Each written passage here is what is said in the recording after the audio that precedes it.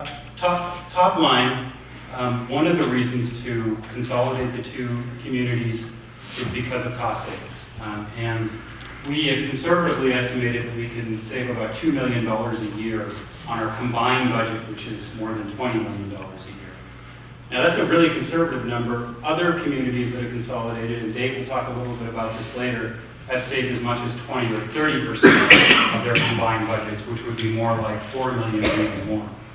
But I think we can easily demonstrate on the order of $2 million. Now those savings could either be allocated to additional investments in community amenities and infrastructure, or to savings on folks' taxes. And of course, that's the job of the community and its elected officials to work out. Okay, this is the potentially boring part. And please slow me down if I'm going too fast, because I want to make these points relatively quickly, because it'll leave a lot of time for discussion. Go ahead. Okay, I think we all know the kind of basic perspective on the two towns, which is Ketchum is about twice the size of Sun Valley. In people terms, these are citizens. Both have a lot of empty second homes, of course. And the budgets are slightly less different than that. That is, Ketchum's budget for 2009, taking out sewered water so that it's comparable to Sun Valley, is about $11.7 million versus $7 million for Sun Valley. Go ahead. Okay, I'm going to start off by talking about the revenues of the two towns, and then I'll talk about costs, how expenditures are made, and then I'm going to talk about debt and financial responsibility and all the exciting stuff that's been in the blogs.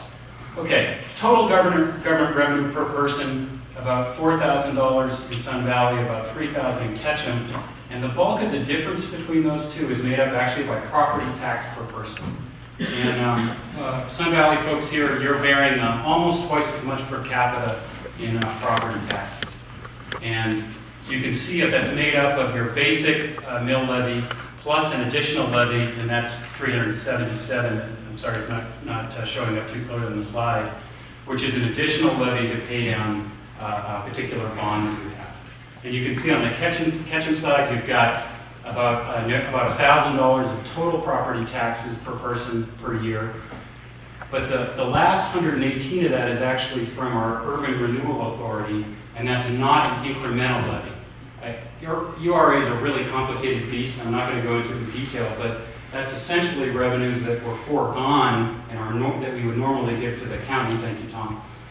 We would normally give to the county, and for 25 years the county lets us keep those, assuming that we'll reinvest those in the downtown core and eventually yield higher property taxes down the road for the county. So while that shows as a tax, it's not. So when we look at the city revenue sources side by side, you can see mostly similarities. The two bottom bars there are the property taxes in green and the local option tax in red. So you can see both of our towns, like it or not, are incredibly dependent on our hospitality and visitor industries and the real estate and construction industries that go along with that hospitality business. The only difference, as I point out, is that the Ketchum economy is a bit more diversified.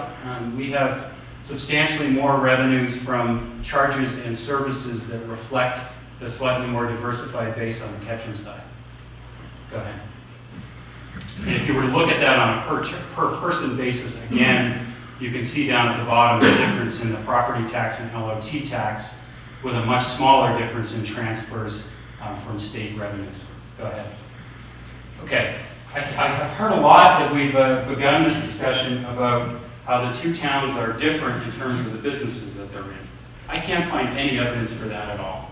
What's shown here is local option tax, and the darker line is from our last fiscal year, and the fuchsia colored line is from this fiscal year. And what you can see is both towns get a very significant chunk of our revenues from the local option tax.